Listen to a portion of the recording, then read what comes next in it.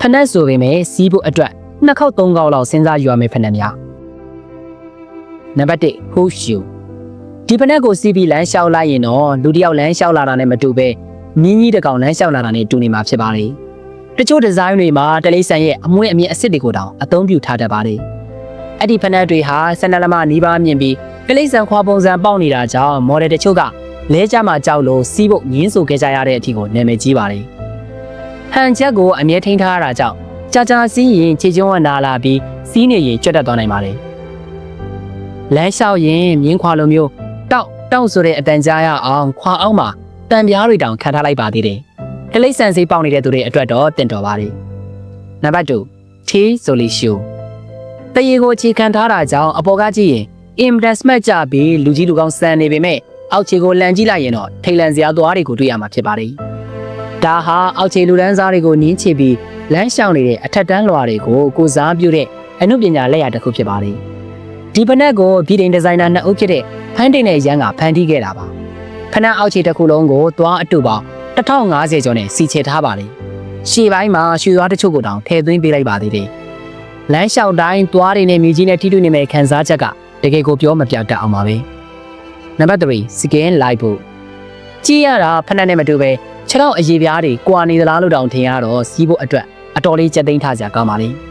လူသားတွေရဲ့အရေးပြားအတိုင်းပုံစံလိုပြုလုပ်ထားပြီးခြေချောင်းလေးတွေအမွှေးအမြင့်လေးတွေနဲ့သွေးကြောလေးတွေအထိပါဝင်ပါလေ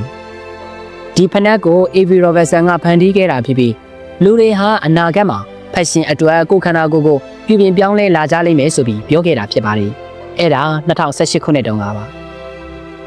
နံပါတ်4 Human Hair Shoe 2013ခုနှစ်မှာပြည်ထိုင်ဒီဇိုင်နာဂျူတန်ဟာလူတွေရဲ့သပင်အစစ်နဲ့ပြည့်လို့ထားတဲ့ဖနက်တရံကိုဖန်တီးခဲ့ပါလေဖနက်ပေါ်မှာသပင်တမွေးစီကိုလက်နဲ့တီးတီးခြားခြားစိုက်ထည့်ထားလို့အချင်းအကြာကြီးပေးခဲ့ရပါလေ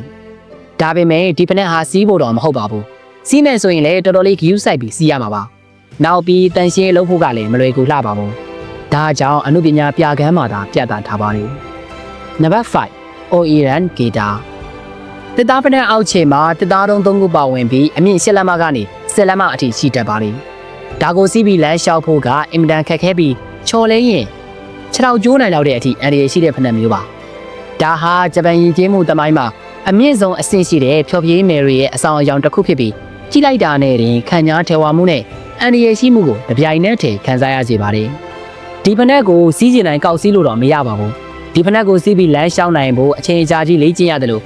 ဘေးကနေထိန်းပေးမယ်အထင်တော်တယောက်လည်းလိုအပ်ပါတယ်နံပါတ်6 insect shoe ဖနက်ထဲမှာအကောင်လိုက်အသေးခံထားတဲ့ insect တွေကိုထည့်သွင်းထားတာဖြစ်ပါတယ်ညာတော့အပြင်ကီမီကောက်တွေပင့်ကူတွေကိုထည့်သွင်းထားတတ်ပါတယ်တချို့ကတော့ဒါကိုအမှုပညာလို့မြင်ကြပေမဲ့တချို့ကလည်းဒီလိုမျိုးထည့်ထားတာဟာမကောင်းတဲ့နမိတ်လို့ယူဆကြပါတယ်ပင့်ကူတွေတင်မဟုတ်ပဲတခြား insect အများပြားကိုလည်းကိုကြိုက်ရင်ကြိုက်တယ်လို့ထည့်သွင်းတတ်ကြပါတယ်ဟုတ်ကဲ့ပါကျွန်တော်ရဲ့ဗီဒီယိုလေးကိုကြိုက်နေတတ်တယ်ဆိုရင် like and subscribe လုပ်ထားဖို့မမေ့နဲ့တော့အဆုံးထိကြည့်ရှုပေးတဲ့အတွက်အားလုံးကိုကျေးဇူးတင်ပါတယ်